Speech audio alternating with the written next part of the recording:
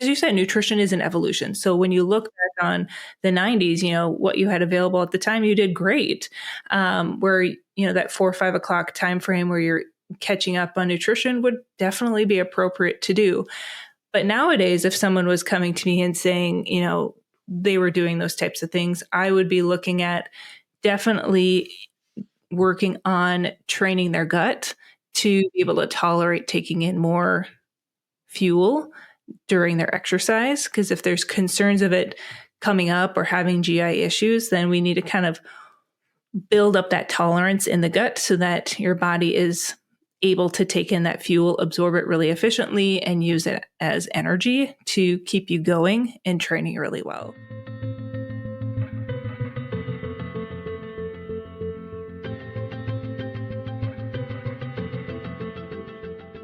Welcome to the Greg Bennett Show. I'm your host, Greg Bennett, and this was an absolutely delightful conversation with nutrition endurance expert Alex Larson. In this episode, we cover so many topics. We explore some of the common mistakes that endurance athletes make, some of the benefits of correct fueling, and some of the various macro diets that a number of us have tried, and some have worked and some haven't. But just so much more in this one. Really fantastic conversation. I hope you enjoyed as much as I did. It really was amazing. Alex has an incredible business that if you are interested, just go to alexlarsonnutrition.com, or you can find her on Instagram. Her Instagram is a lot of fun. So check that out. Follow her on Instagram. You'll get a lot out of her knowledge. And if you want to work with her, which I highly recommend, please reach out to her at alexlarsonnutrition.com. A little bit of housekeeping before we go on. If you are enjoying this show, please give me a review. I'd love a review on Apple. Let me know what you think there, and a 5-star rating, of course. And then, I'd love to hear from you as well on Instagram DMs. You can always reach out. Let me know what you think of the show, who you'd love to have on, who are some of your favorite episodes. I'm really enjoying doing this show. I've met so many of you on Fireside Fridays. I'll keep doing these, and I'll try and get some of you in on that, so you can DM me on Instagram and we can figure out a time to chat. But I hope you enjoyed this episode as much as I did. And remember, success comes to those who endure for just one moment longer.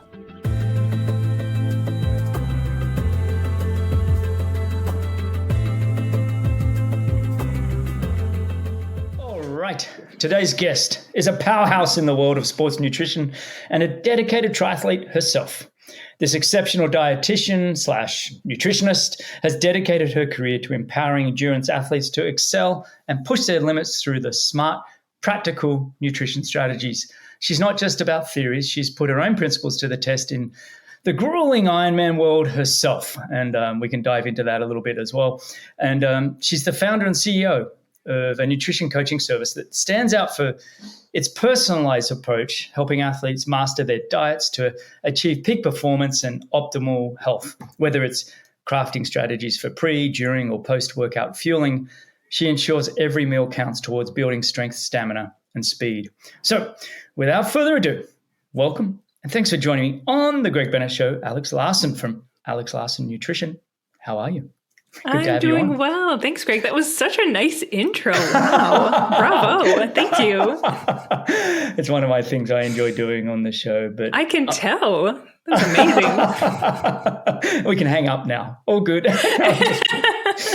But listen, you and I met on a Fireside Friday chat, which was really cool. And I remember just thinking as we chatted, I was like, I got to ask Alex to come on the show. And so I'm so glad we're here now, and we're going to be talking a little bit about your background, but predominantly fueling for endurance sports. So thanks again for coming on. Very cool. Yeah, my pleasure. Yeah, and you were saying, hang on, as we get to know you, you were saying you've been up all night with your little one. Yeah. So how many kids have you got? I have 3. I have a 7-year-old. I have a 4-year-old. So my older 2 are boys, and then I have a almost 8-month-old baby. And so she, for some reason, was just up a little bit more often than usual.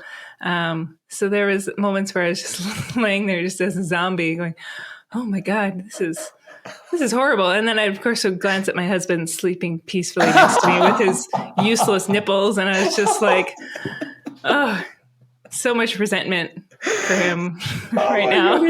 His useless nipples. I don't think I've ever heard it described that way. Yes, that's kind of how I was feeling about it at the moment. It was like, you are useless to me right now, husband. I know. And we feel useless, us guys. We do feel a little useless and helpless, and we can just try and help with breakfast or something. I don't know. Yep. So I didn't even wake up when he left this morning, and I just saw him drive away, gonna go to work. I'm just like, yep, I'm not even talking to you right now because I'm just so tired, and I wouldn't have anything nice to say. So I'm going to wait until I feel a little better this afternoon when you come home from work. and the boys still in their bed, or they make it out to school?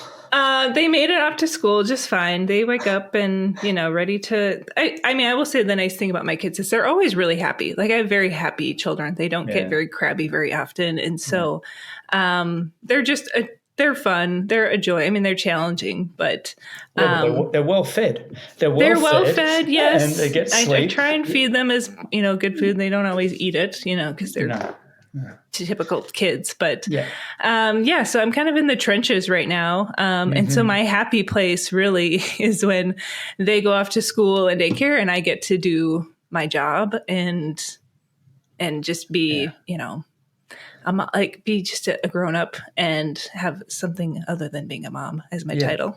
Yeah, well, I mean, being a mom, honestly, just one step, and then being a mom is the most awesome title in the world. So let's celebrate that for what it is. But I can also appreciate that to have a bit of some adult conversations is really awesome, and you're being of service to more people than just your children. It's like, oh my gosh. Give. I love it. But listen, let's rewind the clock a little bit and tell us a bit about your journey becoming, a registered dietitian, the whys, and then we'll focus on, I think we can talk about Wisconsin Ironman and how that kind of shifted your mindset as well. So let's rewind the clock. Yeah. I mean, I can remember in high school, very few things because it's so long ago. But one of the main classes I remember was like a home ec, like family consumer science class where we cooked different things. Like I remember the teacher wanted us to learn how to just read off of a box, and we made an angel food cake. And I had made like 1 million of them at home. So I was like totally a pro at making that, while other students were like just a disaster.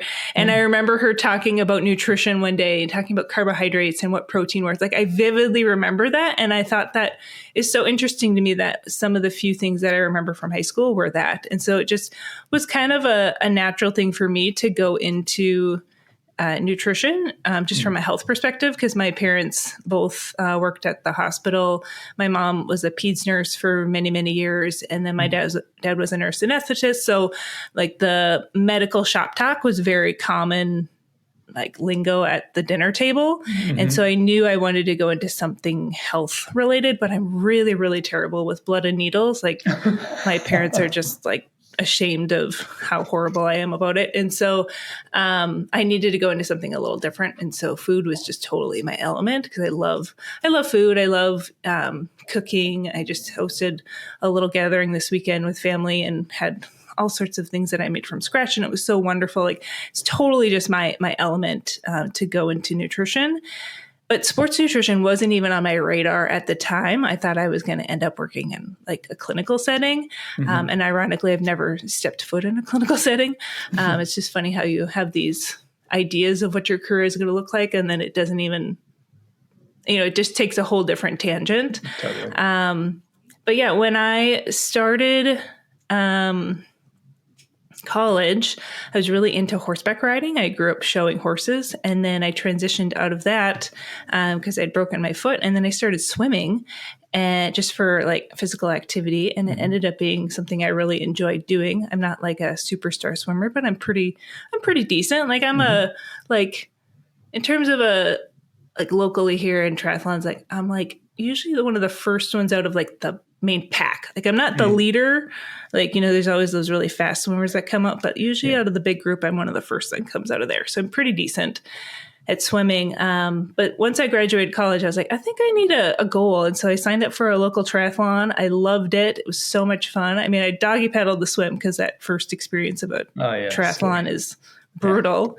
And then when I started my career as a dietitian, I was in a town that was very fitness focused, and they had a local triathlon, and I'd already done one at that point. And so, yeah, I just got hooked on the sport. And the next thing I know, I was signing up for Ironman Wisconsin, which I did in 2014. And I fueled myself pretty well during that race for what we knew about sports nutrition, 10 years ago. But now that I look back on it, I'm like, oh, dang, I had a lot more potential I could have done with my nutrition, of course. But I do remember that second half of the marathon portion of that race. Like, it's just a war zone. There's so much crying and vomiting and carnage, cramping of people, it's just brutal. Yeah. And I remember crossing that finish line and just thinking, oh my gosh, if I didn't know what I was doing with my nutrition, I don't think I would have made it. Like it could have really taken me out. And so at that point, that was kind of what sparked where I felt my calling of, I think I need to help my people and just having a really great race experience, because it's such a huge undertaking to train for these events and the investment that goes into them, and to have nutrition be the reason that you either don't finish or you don't,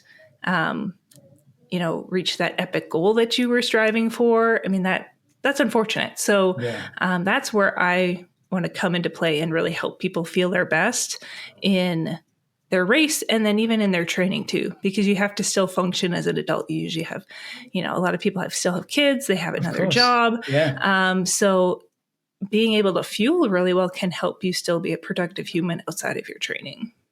I think that's when we first met, and that's what really sparked my interest of having you on the show, because it's one thing to talk about high performance nutrition, but it's also like, how does it relate to the layman that's trying to do triathlon and has a family and has work and has commitments and travel and everything else, and you lean heavily into that on the personal side of people, and I thought that was really cool.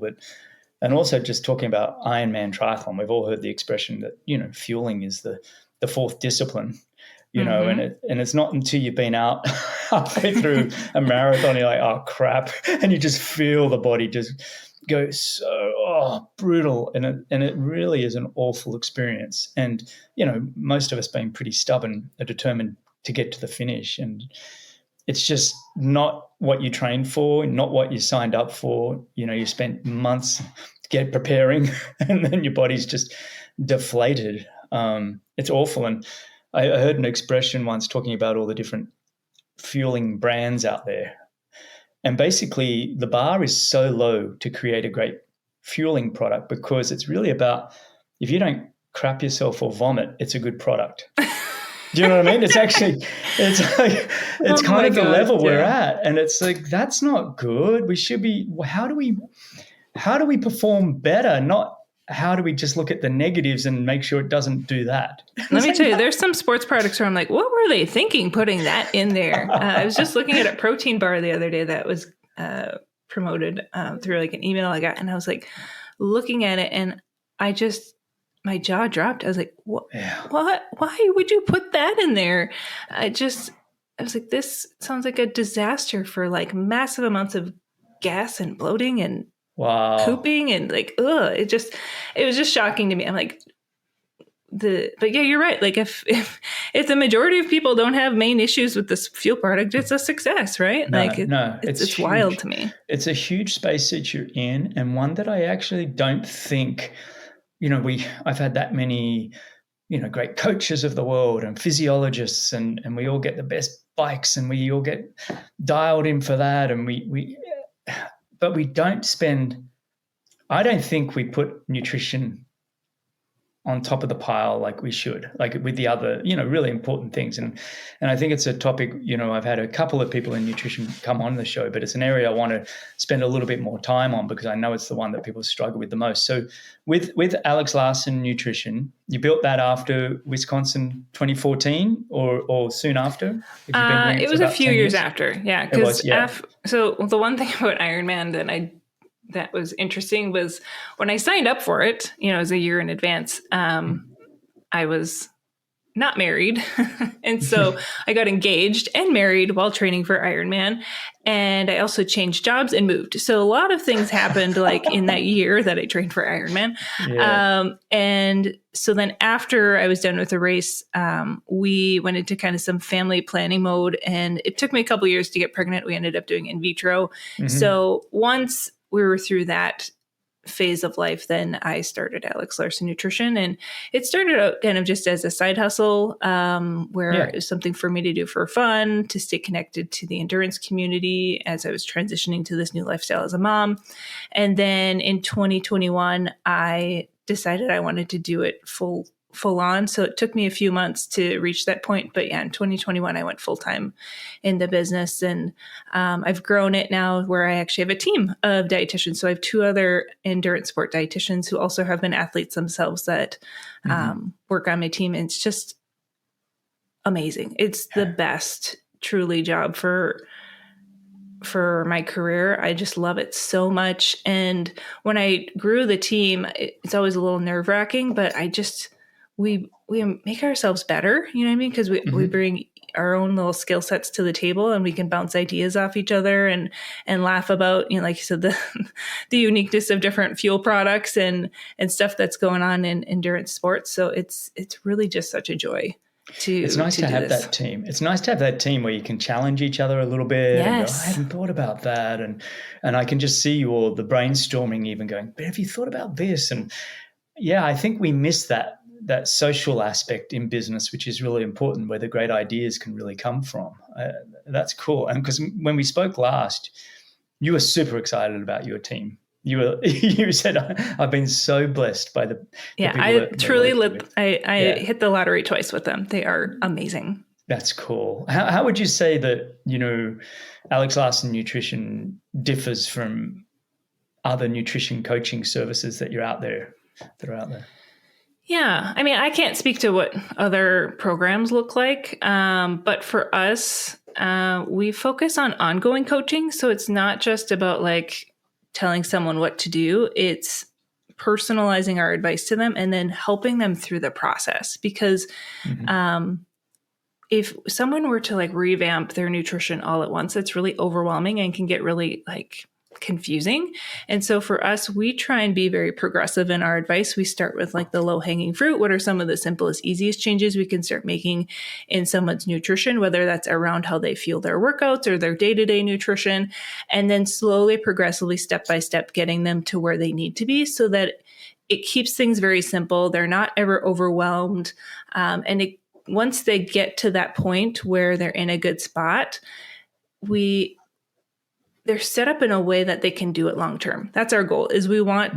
I always tell people our goal is to get you to the point where you can maintain the results you achieved. You know how to adjust your nutrition as needed, depending on your training moving forward. You have the tools to do this long term without having us, keeping you accountable, and also having to journal for the rest of your life too, like having to track every little calorie or gram of protein that you eat for the rest of your life. Like that's always our goal.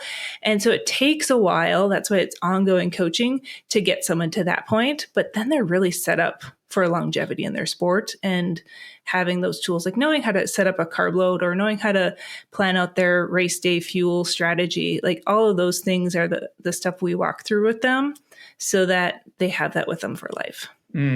I love that, the educational component. And look, nutrition, and I feel like it's like an ongoing science, it's ones where we're always exploring new ways to do things. And that's what this show is really about.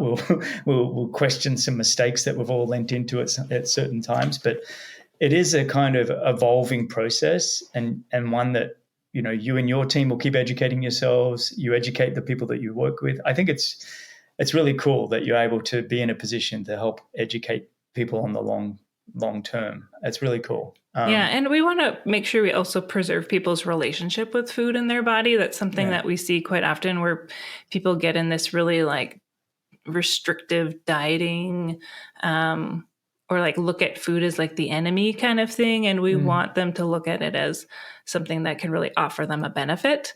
And they have that clarity and knowing what to look for, knowing when to eat, how much to eat. all those little nitty gritty details so they can fuel with confidence and not have to second guess or worry about how it's going to impact, their That's weight awesome. I or whatever. love that. That's a really Yeah. important piece too, is that mental health side of things.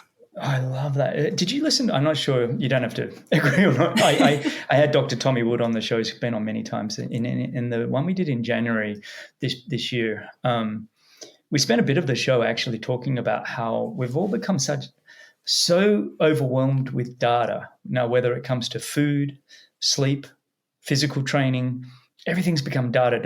And his whole thing is like, we've lost the joy. We've lost the joy of sitting around and enjoying just a good meal, and the social aspect of that, and the energy in between people, and even we're collecting all the data in sleep. And I'm not saying you shouldn't do this in periods of time and everything else. I'm not hammering data collection, but we tend to have moved away from a period of just enjoying what we do to everything has to be so measured that we get uptight about it. To your point, the mental health, we all struggle now because we're like, the amount of stress we're all getting from it all. Yeah. I mean, there's definitely, in triathlon, we love our data. And I feel even in like the cycling community, they're even worse.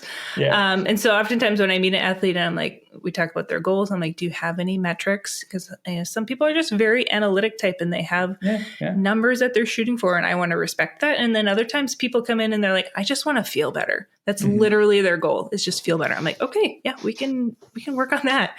And so tell me more about why, when you're feeling poorly, is it specific situations or is it all the time? So I can I call myself a food detective in terms of like figuring out what's going on and where can we make those adjustments with their nutrition to resolve kind of those issues. Well, on that, let's move into, let's start with some of the big mistakes that you've seen in your experience, with the athletes that you're working with.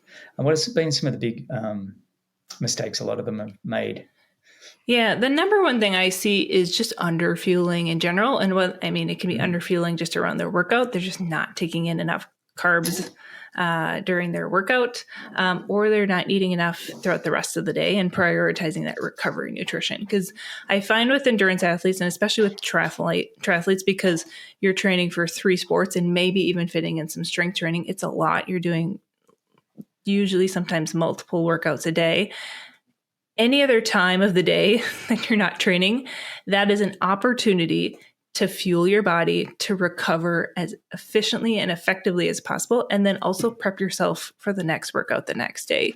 And so you have to think of breakfast, lunch, dinner, snacks as opportunity to help your body recover. And so when people are squeezing in their training and then trying to get in their work day or run their kids around to soccer practice, they're skipping meals, they're skipping snacks, and they're underfueled. And therefore, we see a lot of fatigue. We see them very tired. We see them starving all the time, especially in the evening when they finally get home and they're a little exhausted, and then they just devour anything and everything in their kitchen.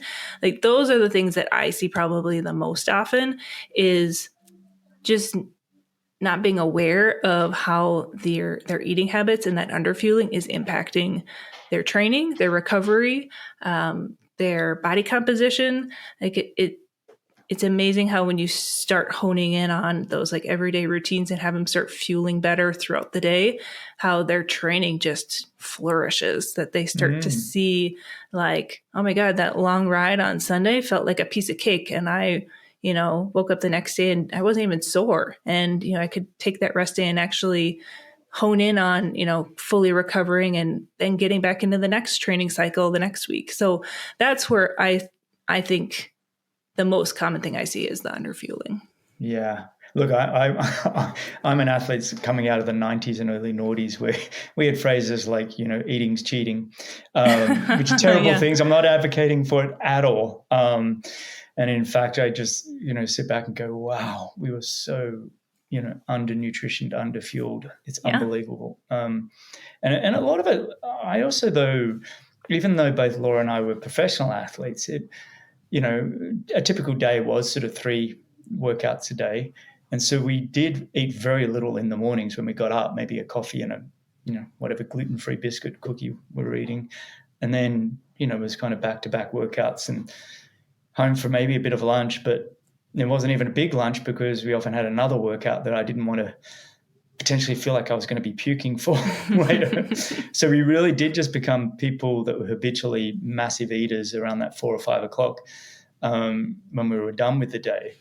And it wasn't the right way, 100%, not advocating for it, but it was kind of there was probably two, if I was to truly analyze myself, it was one, it was I want to be as lean as I can be, right? It's like, weight is not what I want to be carrying, and I'm not advocating this is right by any means, but it was the mindset of where I was at.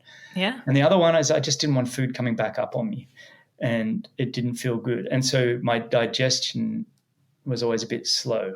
What would you say to someone like me if we're meeting each other for the first time and I'm telling you my insights into how I feel? Well, okay, so for you, when you said, the 90s, we didn't have a lot of the sports fuel products that we do now. So back then, you didn't have like a high carb hydration mix that you could put in your bottle that's going to get tolerated really well. So it's a little bit different, like looking back on that, like you did the best because as you said, nutrition is an evolution. So when you look back on the 90s, what you had available at the time, you did great. Where, that 4 or 5 o'clock time frame where you're catching up on nutrition would definitely be appropriate to do. But nowadays, if someone was coming to me and saying, they were doing those types of things, I would be looking at definitely working on training their gut to be able to tolerate taking in more fuel during their exercise. Because if there's concerns of it coming up or having GI issues, then we need to kind of build up that tolerance in the gut so that your body is able to take in that fuel, absorb it really efficiently, and use it as energy to keep you going and training really well. I find that when athletes aren't fueling enough, I just got off a call with an athlete this morning. She had done a 4-hour ride on the bike yesterday. She lives in Colorado. I'm kind of a mountain biker, and she didn't quite fuel as much as she needed to. So she was only probably at like 68, 70 grams of carb an hour. And she's like, well, it was kind of an easier effort ride. I'm like, yeah, but you were starving the rest of the day. And that was a 4-hour ride. Like that's a lot of energy that you were putting into it. I was like, let's see if we can bump you up more like 80, 90, because she's got a race coming up in a month and a half. I was like, I'd love to see if you can handle that, because I'd love to have you doing that on race day. And I think it will really help combat your hunger in the rest of the afternoon, because that 4-hour ride was also over lunch. So she didn't even have lunch. So she missed out on that nutrition as well that she didn't really account for either. So you have to kind of work with people in not just telling them what to do, but also explaining the why, so they have that perspective and can understand why they need to fuel a certain way to support their body. And also so it doesn't come back and bite you in the butt with hunger in the evening. It's almost like a long-term approach, isn't it? It's like, look, you can get away with it for a few workouts, maybe even a few days, maybe even a few weeks. But at some point, it's going to come around, and to use your words, bite you in the butt. Yeah, and it could be a stress fracture, and then you're really in a bad spot. Yeah. And it's like, I hear sometimes on Instagram from people that are like, oh, well, I did this and I handled it just fine. I'm like, just because you can do it doesn't mean that you should. It doesn't mean that it's optimal. Like let's focus on what's optimal for people so that you really can truly feel your best.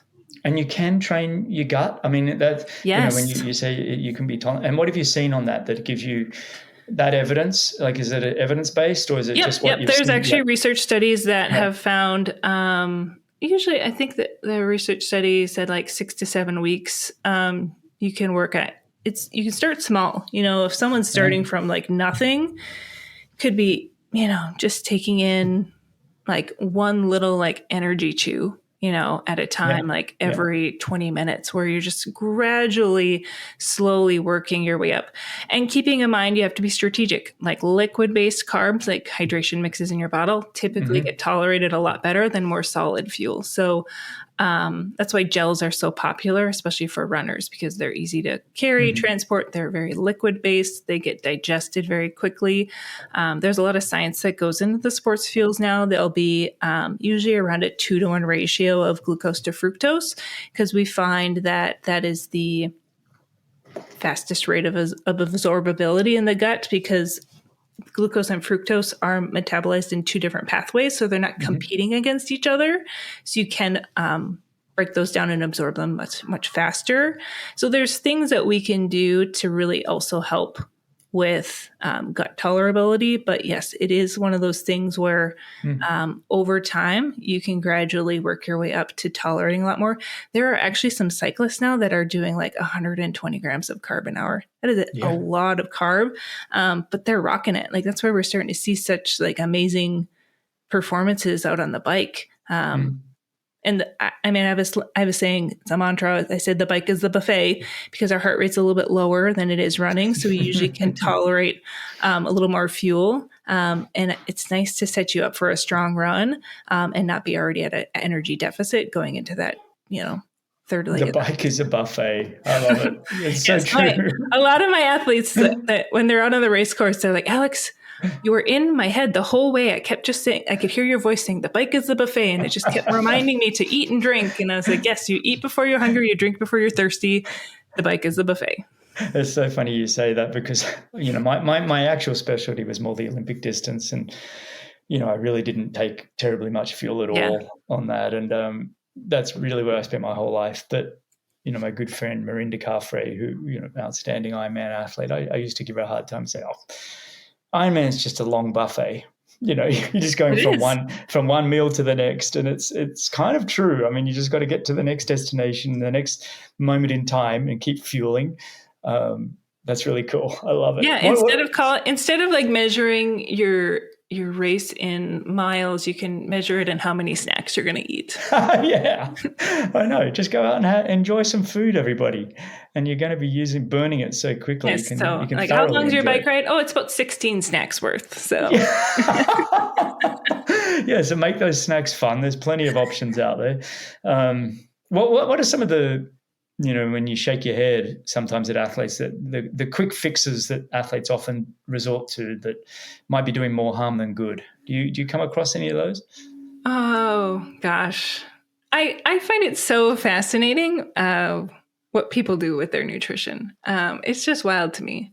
There's some horror stories, that's for sure. I had an athlete that went to Ironman Barcelona, and the day before the race, she was in the transition area checking in her bike and talking with some of the other athletes, and there was a guy next to her, and she asked him what he was planning on fueling with, and he's like, I have a tuna sandwich and a bag of mixed nuts. And she told me that. I was like, oh my God, that is the worst thing I've ever heard someone say they were bringing out on. Is that the worst thing? You think a tuna sandwich? It actually doesn't sound too bad. Maybe the nuts are pretty tough. Well, I mean, from like a food safety aspect, I'm like, how long is that tuna sandwich sitting out? True. That's true. I guess and then like the mixed nuts, I'm like, ooh, like that's a lot of fiber and fat, and just sounds like a way to have to make a pit stop to the bathroom on the run. It also sounds like nuts to me often sound like it's just going to be harder to break them down. Maybe I'm wrong. Yes. Well, there's no carbs in them. So it's like maybe from the salt aspect would be the only benefit. Salt, and that's, it's only if you're having salt. I was just like, nope, that sounds horrible. And then I could see it from a lot of people, especially because they want to lose some weight often. They think, if I exercise more and eat less, I'm going to the weight's just going to melt off. And I find that when people start exercising more, their appetite increases. And so then they're trying to fight this, like their willpower of like, I'm so hungry, but I'm trying to eat less. And then they end up just like having some sort of binge where they're just eating a whole bunch of food because they've just lost all willpower because they're tired and so famished. And that can screw with your hormones too, right? It is. It's just like, it's just a mess for people to go through that vicious cycle of, I've got a triathlete right now. She's like, I will have a day where I just ended up eating more. And she goes, and what's funny is the next day I will have like the most amazing performance in my workouts. And then, a couple days later, I'll kind of like go back to my old habits of not eating a lot. And then I just have this kind of like pit or like valley of performance, and I just go through this roller coaster. And I'm like, okay, yeah, let's just get you more consistent with your nutrition so you have really steady, good quality workouts. And it was like the next week after our first call, she messaged me and she goes, I just had my second fastest 10K run ever. That's cool. And that included the warm up and the cool down. She goes, do carbs work this fast? And I go, yes, they do. It's like magic. Magical. You're a magician. It was, and you're like, and she's just starting, and I was like, we have so much more potential to go. So it's just really fun. Just how satisfying! It's so like there's just such like warm fuzzy feelings every week of just helping people feel their best. Yeah. Have you got any? I like this. So, what other cases have you got where you've seen dramatic improvements when athletes have started fueling correctly? Do you have any other examples you can share? That's really cool. Well, the one that's kind of funny to me, and I don't want people to go after me about this, is when someone comes in and they're so proud to say, like, I eat so clean, Alex. Like, everything I eat is just like very whole food based. I cook from scratch. Like, I don't eat any processed foods. And I'm like, oh, okay. And they come in and they're eating like massive amounts of fiber. And of course they report they have struggled with bloating, I guess, and GI issues. And they're underfueled because like they just can't tolerate enough volume of food to get enough nutrition in because they're eating such like a clean diet. So I'm like, can we like get you to eat like a Pop-Tart or something, like just to get more calories in you? Because I think you really just need more food, like more calories. You're eating so much food and it's so much fiber that it's causing a lot of issues. So that's like an interesting case there where we kind of have to find this middle ground between like lots of nutrient dense whole based foods, but also getting in like enough calories, enough carbs, and finding that middle ground there to support both of their needs. Yeah, it's a tricky one. I have these conversations with Laura all the time because she's very lean, and I'm like, and she wants to put on more muscle. I'm like, well, you got to eat more. Yes, that's the only way you can put on more muscle. I don't want to eat rubbish. And I'm like, well, I'm not telling you to eat rubbish. I'm not telling you to eat. Yeah, and that's not what I'm saying either. I'm not saying 100% of people's diets should be rubbish. I'm just saying we have to find this happy medium where exactly. If you want to put on muscle, you got to. It's like got to be almost like a full-time job of eating is what it feels like to a lot of people. Yeah, I think it does for her. And we have a triathlete that he has a very, very active job at like a supermarket. So he puts on a ton of miles just walking around, like very physical job on top of 12 hours of training for an Ironman. And so he's eating like close to 4,000 calories a day, like 700 grams of carb a day. And he feels amazing on it. And he's actually the scale hasn't moved for him really much, maybe just a couple pounds, but he says he's a lot leaner. Interesting. And he's eating way more than what he was before. Isn't that cool? I mean, it's so interesting. That's the thing. I think we've all been so worried about starving ourselves for a year to be as lean as possible because, look, at the end of the day, it does help to be lean in sport. Yes, absolutely. I'm not advocating. But the way we went about it, it's like actually, no, if you fuel yourself correctly, the body will tell you, hey, I need more calories, put them in. And often we go, I shouldn't. It's like, no, you're an idiot. Eat up. This is the time. Yeah. And now that I've stopped, training, we train maybe 40 minutes to an hour or something a day, which is basically keep ticking things along. We look back at who we were and it's like, wow, we were so underfueled. And it's like, well, I'm surprised we keep the marriage together, honestly.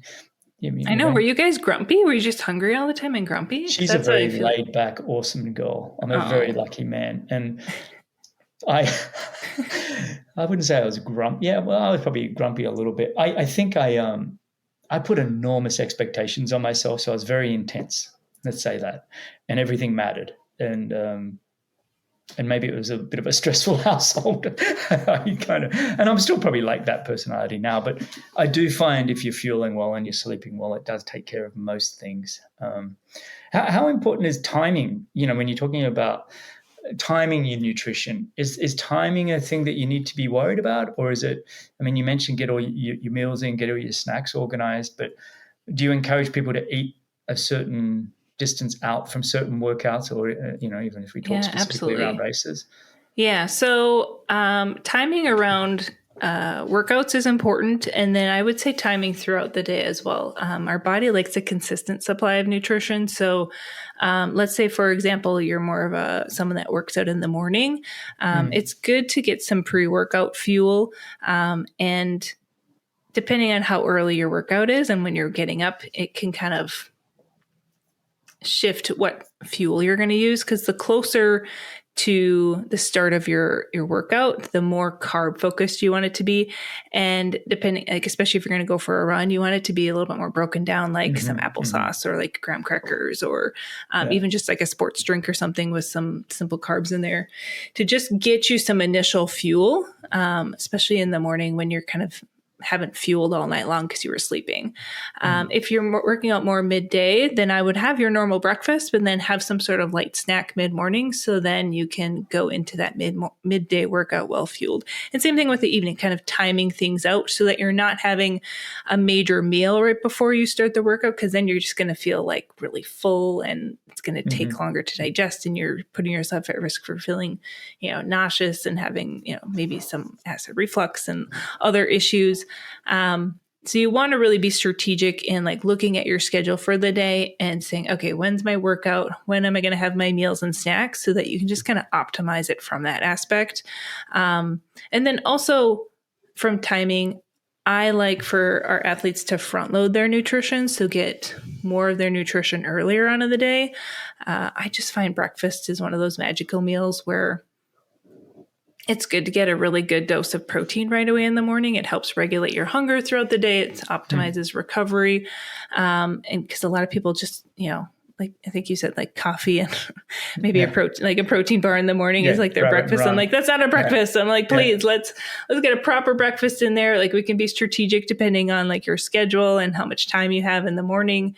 But getting a good solid breakfast, a solid lunch, that way you're not trying to catch up on nutrition in the evening, because then you might be overeating in the evening, or you're going to bed with a really full stomach and then you're not sleeping as well either. So all of those things can kind of play together. It's all interconnected and just helping set you up for feeling your best, like inside and outside of training. And it probably depends on who you're working with. Like you said earlier, you have clients that are all working different types of jobs, training different types of hours, and you've got to try and work in there. It becomes very personalized. It does, yeah. I mean, when we onboard a new athlete, the first thing we have them do is take a diary for a week, so that we can go into that first call, already have an idea of what their typical schedule is, their food preferences are, so we can tailor our advice to what they're already doing. 100%. Well, just like in training, a coach do you work with the coaches on that? Are you? I don't typically. I usually just have them send me their training, and then I look at that and say, oh, okay, let's talk about this big workout here, how we're going to fuel that. This is going to be really good practice for race day. Or, you got a 2-a-day. Let's talk about timing there. So you're really setting yourself up for a strong second workout in the day. So that's where I just kind of, I often tell them, like, you tell me how far you're going to go or how long you're going to work out, and I'll help you fuel for that, is kind of how I Well, listen, coaches that are listening, I think this is a great B2B opportunity. It's like if I'm coaching 100 athletes or whatever, I'd want to connect them with someone like yourself. I help make coaches look really good. That's what I mean. There's an opportunity here with everybody to connect as one. Yeah, it's really cool. I had that was a couple months ago, done a video for Instagram. It was a clip of some guys watching a fighting match, and they were like all up in arms about like the results of it. And I wrote the caption of like, coaches once their athletes finally start fueling more or something like that. And I had quite a few coaches that thought it was very funny, because it's true. Your Instagram is awesome, by the way. Oh, thank you. What is your handle on Instagram? It's at Alex Larson Nutrition. Oh, okay, perfect. Yeah, so go check that out. It is a lot of fun. You take the piss out of a lot of things. There's a lot, but it's fun. I enjoy it. You spend a lot of time on it. You do a great job. So thank you. I appreciate that. It is fun. I want to shift on to the racing though, timing. getting ready for race. Most races around the world do start, fairly early in the morning, 6 or 7 in the morning. A couple of European ones maybe a bit later, but for the most part, early morning, especially for Ironman. I know it's personalized individually, but is there kind of a concept that especially people listening can kind of take with them that you would suggest in the days leading up and then obviously race morning? Yeah. So for sure in the days leading up to the race, with our athletes, we're talking about carb loading. Usually we practice that a couple times in their training so that they know what foods are going to work really well for their carb load so that they can hit their carb numbers. We talk about, if they're traveling, do they need to bring anything with, or what are they going to look for when they're on site at the race location, whether or not it's looking for like a supermarket nearby or restaurants, like looking at menus, kind of setting them up with the tools to look for to get them carb loaded well.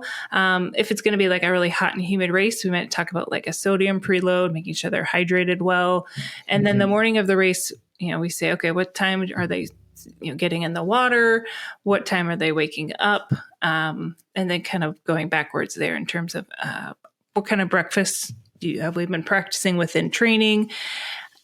And the thing about race morning is sometimes nerves can really wreak havoc on our appetite. That was always my downside. I had the best plans of like, this is what I'm going to eat before my race. And then I'm like, this sounds horrible. I can't even like get it down. And so at that point, I always have a backup plan of like some liquid carbs, whether it's like a sports drink or something like sweet, like a smoothie, to just get in the carbs, like sipping it and drinking it that way is a lot easier. Usually then I don't have much GI issues with that kind of stuff either, because it wasn't super bulky. Though I will say pancakes and pancake syrup are always like my go-to. Like right now I've just been over the past couple of years doing like half marathons. I always love to go for that's like my favorite breakfast in the world. Any specific kind of pancakes? Like, are you gluten-free or anything I don't like eat that? Gluten-free. I have my own little pancake recipe on my blog, so you always can. It's not gluten-free, but it's delicious. It's got a little Greek yogurt in it, so it gives them like it's almost like between like a fluffy pancake and like a crepe, somewhere in like that middle ground there. Something like that a while back. Yeah, but I'll have a read. So yeah, the morning of that race, looking for the carbs, trying to fit them in as early as possible. So usually as soon as you wake up, like getting rehydrated, usually having some electrolytes in that, getting your carbs in. And then depending on from the time you wake up to the time you start, is it 2 hours? Is it 4 hours? We might have a snack even somewhere in there. And then before race start, usually 20 minutes before, having like a gel of some sort to get that fresh energy in, because you're not going to be refueling during that swim.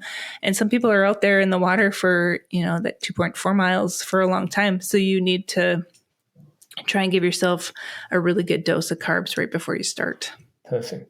Are you collecting? Are you going off feel with your athletes and their responses, or do you collect data as well to see how they respond to certain things? Or I'm just curious. I don't know. I'm not a huge advocate of blood tests because I really feel like they're just such a snapshot in time that that it's.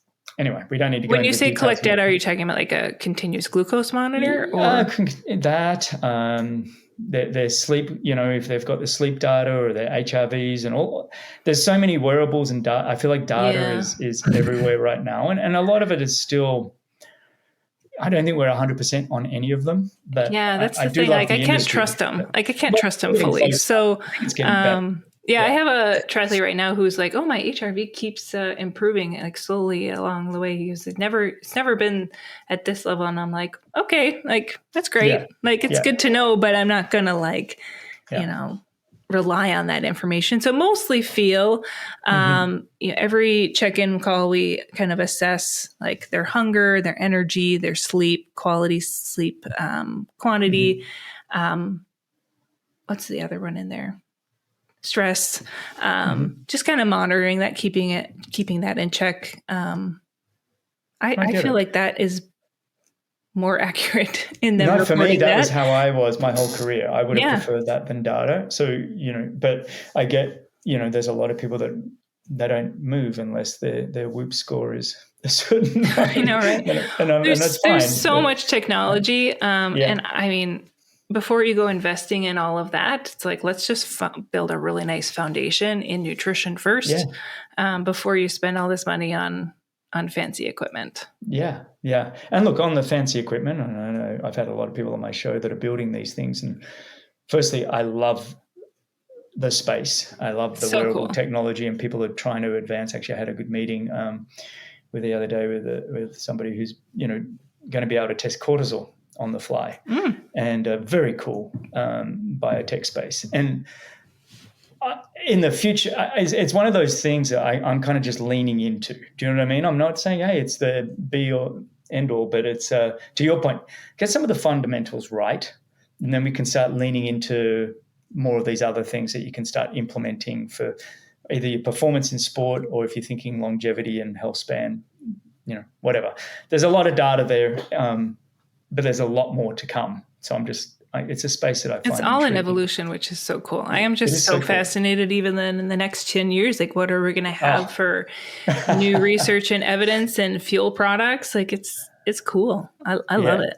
I totally nerd out and geek on all of it. I'm going to have you back on. We're just going to keep geeking out then on all of this stuff. But I want to shift on to some of the macro diets that you've seen, whether we're talking high carb, low carb, high protein, low protein, high fat, low fat, the macronutrients. they all get their turn of being the bad boy. You know what I mean? It's like, fat, you're the devil. Now fat, you're good. Protein, too much of you're killing my kidneys, you're bad. And it's just like, I feel like we're up and down all over the place. It's overwhelming. And it is overwhelming. So conflicting, and people are confused more than ever. I think that's what happens, right? I think we become so confused.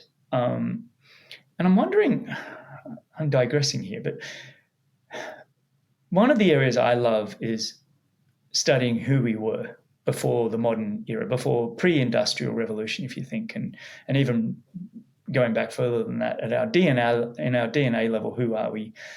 And that's an area I find intriguing, to say, how do we operate, And I kind of, not to say we don't live differently now, because now we have refrigeration and we have air conditioning. And so anyway, it's an area that I find we can probably experiment on ourselves a little bit in terms of, should we be more carbohydrates for a long period of time and then have protein when we've gone and hunted for our animal, and have more protein for a day or two. How do you think about that sort of side of things? I know I've just drifted off, haven't I? I know. Well, what's really, what it makes me think of is like so I used to, in a previous role, I worked within like the dairy industry, and people would always say like, well, like thousands of years ago, we didn't drink dairy, and actually they've looked at like bodies recovered from 10,000 BC, and there actually was dairy like in.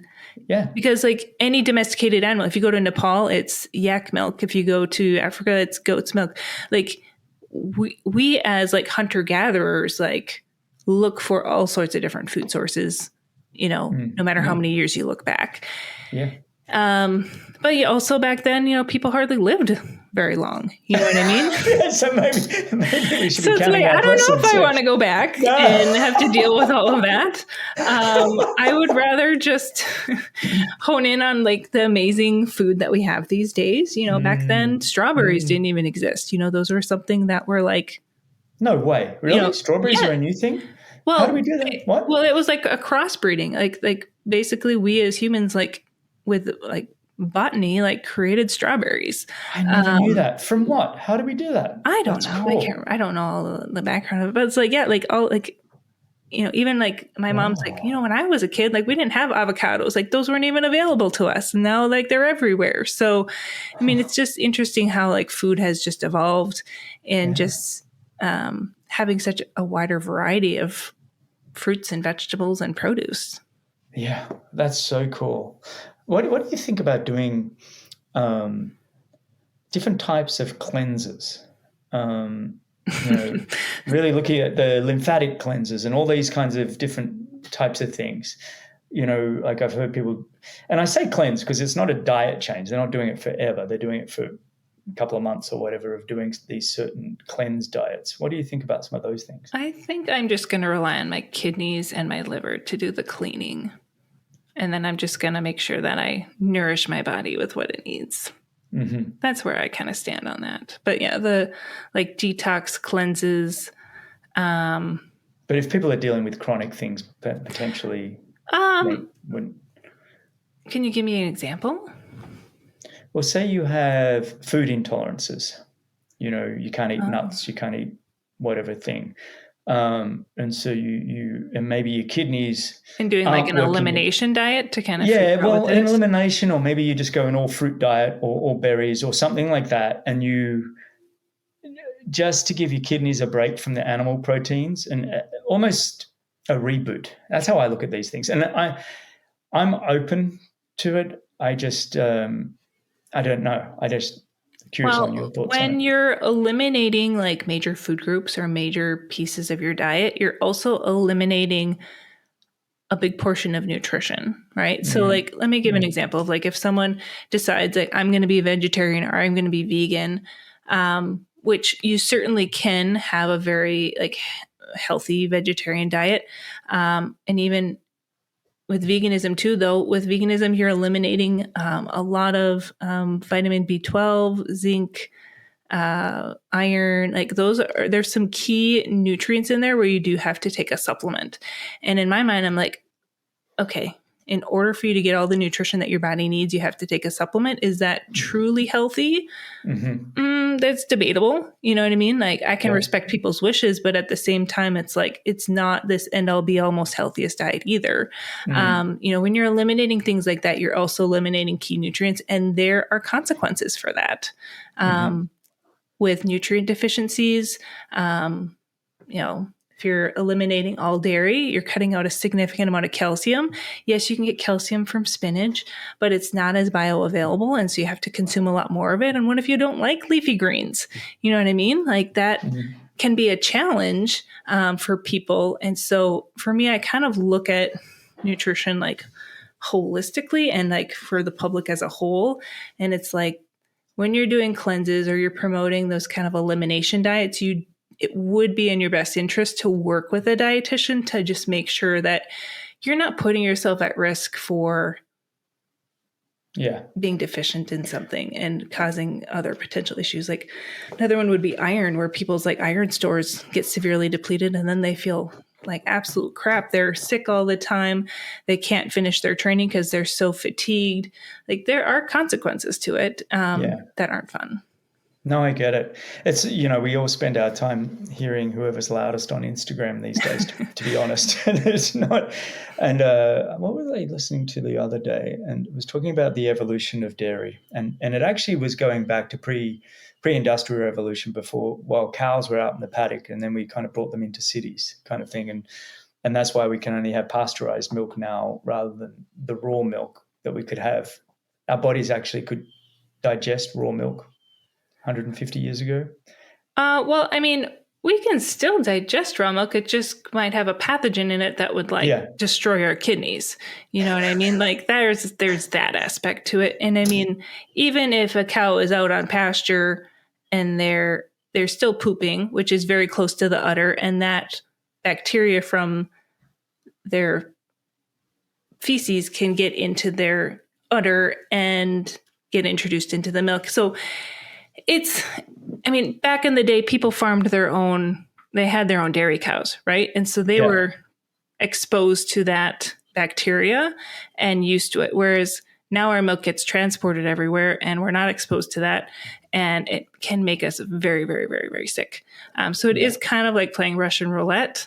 No matter where that milk came from, you want it pasteurized just from a safety aspect of things. No, I get it. You said it so much better than what I did from my glimpse at this Instagram. That made me think about it. Yeah, well, and that's the thing. Like when you're getting all of your information from like a caption on Instagram, like it doesn't tell the whole story. I'm not getting all my information. So and I on Instagram, I'm not trying to be the loudest voice. I'm just trying to be the voice of reason on there and just saying like, I get it. Hey, I had what was it?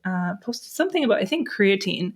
a while back. And then the people in the comments were like, well, what about this and that? And I'm like, did you not see the caption? It said, go to my blog post. The blog post has all of the information that you just were trying to like ask me about why I didn't include it in the, my 150 character caption. I'm like, go to the blog, and it was like a million times I had to tell people I have all of this information in a very nice, like 2,000 word article on my blog. Love it. Yeah, you have to make sure that you've got 150 characters or less than a minute to get my attention. So you better do it. Right. It's tough. It is. It's clickbait. And on creatine, I went on creatine for a little while there. I puffed up fast. Yeah, there is a little bit of water retention that comes with that. But I was strong, I tell you. I lifted weights just if I was lifting 35-pound bicep curls, suddenly I'm like, 40, 45, whatever I want. It was like, wow, this stuff works. Anyway. It's probably one of the most well-studied supplements out there. Like there's tons of research on creatine. So even for the cognitive brain effects and for concussion people, I had Dr. Tommy Wood in a separate episode. We were talking about all the concussion protocols with creatine. I would say even like plant-based athletes should probably be looking into a creatine too. Cool. Well, look, I've kept you a long time. I want to have, I feel like you've given so many great practical advice and takeaways for everybody. It's been really cool. Well, you're very easy to talk to, Greg. I know. I feel like we could just keep going, but I do want to, I want to finish up with some final 4 questions, which are usually a bit of fun. And then maybe some rapid fires if you got time. Sure. That'd be great before you got to go feed the bub. All right. So what would you tell your 18-year-old self if you could go back in time? Oh, man. I would tell myself to expect... Well, it's interesting. When I was 18, I was obsessed with like horseback riding and horse showing. Like that was my identity. Mm-hmm. And then when I shifted away from horses, I had this like identity crisis where I was like, well, what am I now that I'm not like riding horses anymore? And so I would just talk to myself about like, hey, your identity isn't all about like what you do in your life. It's about just who you are. And so I would have kind of a talk about that because that was a really big shift for me. And I feel like our identity kind of changes as we get older, just through life. Well said. And, there's a lot of friends, professional athletes. I'd love them to hear that. They get their identity caught up in what they do, not who they are. Very cool. All right. Who are 3 people, living or dead, you'd love to have dinner with and why? Oh my gosh. Ideally non-family, but I mean. Ideally non-family. Yeah. Because we would always probably choose family. And this will change tomorrow, by the way, or when we hang up, you're going, I know. The first one that comes to mind is they're all probably like women, like really powerful women. Like I love Michelle Obama. I think she's like the coolest mom in the whole world. So she's probably on my list. Gosh. And then probably, Greg, honestly, I don't even know how to answer this. This is like so hard. I'd have to think for hours. Hit pause. I'll be there. Laura will be there. We'll come and have a dinner with you, and Michelle Obama would be great. I know, right? Like I'll go to dinner with anyone at this point. Like if I can leave my kids at home. Yeah, if I can leave my kids, if I can just have adult conversation for a couple of hours with some interesting other people, I'm all about it. Truly, yeah. I mean, probably. I have my very best friend in the world, Jamie. I've been friends with her since the 6th grade. I would go out to dinner with her anytime. Is cool. I don't see her too often. Yeah. Isn't that great? Yeah. She's the nice best. To catch up with our friends, yeah. All right. Where do you see yourself in the next 5 years? Well, you'll have a 12 that's a and really 9 good and question. Almost 6-year-old. I know. My youngest will be almost in kindergarten. Probably where I'm at right now. Is just still like being in my business and helping athletes and being a mom. Hopefully at that point, maybe being able to like get out of the house a little bit more, like doing some traveling with my kids. I'd like to do that. They're just not at an age where it's super easy, where it really doesn't even feel like a vacation. It just feels like a lot of work. Oh gosh, that's quote unquote like Laura and I always, we've done just 3-night cruises with the kids. And even then we come back, I'm like, that was not a vacation. You need a vacation from your vacation to recover. Yeah, no. Yeah. I don't know what the right age is, but I feel like it's more like your youngest has to be at least 6, maybe 7.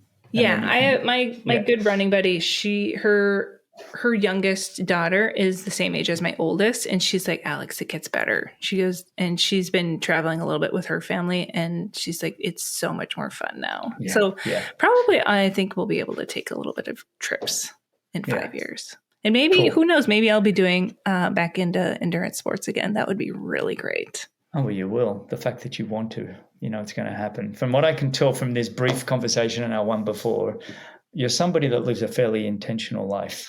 I try to. Yes, and I love that. I feed off those kind of people. So it's very cool. Let's finish off. If I'm going to do something, I'm going to try and do it fairly well.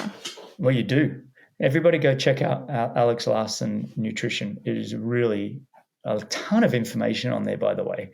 Whether they end up working with you or not, there's a lot of great stuff there. Yeah, and if I'm not their cup of tea, I can always refer out. I have a really great sports dietitian network of other dietitians too that we keep in contact. So I feel like what was that?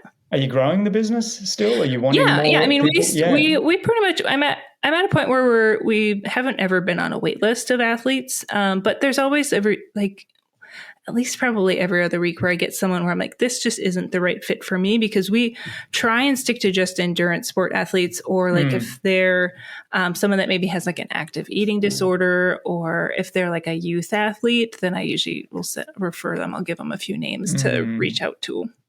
Cool. Yeah. Especially the youth athletes. That's and honestly, that's the second best thing. I love being able to help athletes and bring them into our program, but if I don't, it's nice to be able to send them to the right person. You're awesome. Yeah, that's really cool. Hey, you want to finish with some rapid fire questions? Yeah, let's do it. All right. Are you a morning bird or night owl? Night owl. I would love to be, but I try and get to bed on time because I never know what my night's going to look like. But I know. It used to be a night owl. I'm not much of a morning person. No. One book you would gift to a friend? Oh, that's a good question. Right now, it's probably a parenting book. Yeah, cool. I was reading, Dr. Becky Kennedy is super huge on social media right now and everywhere. She's got a book called Good Inside. I'm about halfway through it, and that is excellent for people with kids of all ages. It's very good. Cool. Good so I was actually just yesterday thinking I needed to gift it to a friend. There you go. One I recommend for you at some point is The Coddling of the American Mind. Oh, how good intentions. I do have some Audible credits, so I might. Yeah, it was recommended to me again. I've mentioned Tommy Wood a few times on this show, but he told me, and it was it was just the way that we're bringing up kids now, and for Laura and I, it was really great, and in almost backing up how we wanted to bring up our kids anyway, and that was free play was really important to us, not being so scheduled and structured, and letting children be children and. But great book, so check that out. What's your favorite cheat meal? I mean, I don't really call any meal a cheat meal, but all right. What's one where you're like, oh, I know, I probably shouldn't. But I already said pancakes and pancake syrup is my go-to breakfast. I just love breakfast foods in general. Yeah, so much, or brunch even too. Yeah, I don't know. I mean, we've got Mother's Day coming up. So. I just love all food, really. It's hard to pick this one. Anything where ice cream is the dessert. I'll just say that. I love ice cream. In Australia, we have ice cream on our pancakes. You do not. We do. We grew up doing ice cream on our pancakes. Well, I think I'm Australian from now on. That sounds amazing. Maybe it was just me and my brother, but we always had ice cream on our pancakes, and it's the best. I know you do waffles. You do waffles over here with ice cream. I would love to go to Australia. Oh, well, totally on my bucket list. In about 5 years when you're ready to go. In about 5 years, I'm going to reach out to Greg and be like, Greg, tell me where I need to go in Australia. Love it. Hey, that's a couple more. Greatest movie of all time? Forrest Gump. Yeah, nice. That really Hands is a down great my movie. favorite movie. Yeah, isn't it I love awesome? Tom Hanks. He's my favorite actor. Yeah, he's pretty awesome. He's done well, hasn't he? And he's like the nicest person ever. You never hear about Tom Hanks being a jerk. He's just so wonderful. No, I agree. He's pretty cool. All right. Greatest decade of music. Oh, that's a good one.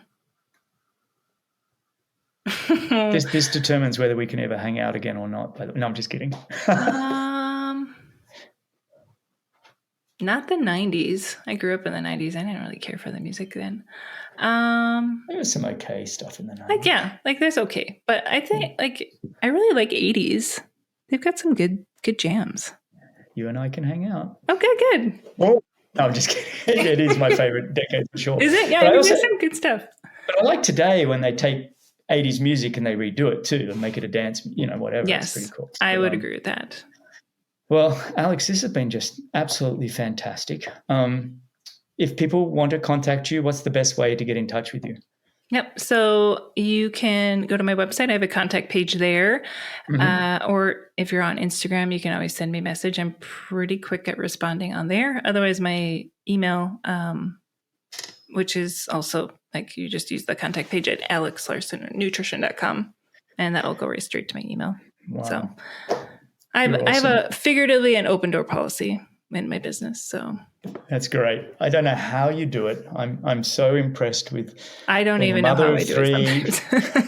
Being a mother of three, breastfeeding throughout the night, jumping on podcasts, promoting your show, having clients. It's just. I know this is the best part of my day right here. This is so fun.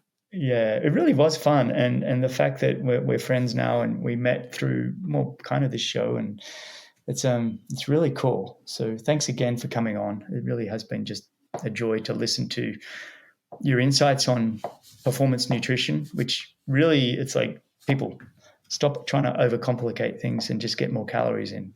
Yes, let's keep it simple and not get too into the weeds and enjoy what you're eating. So it's something you can do long term.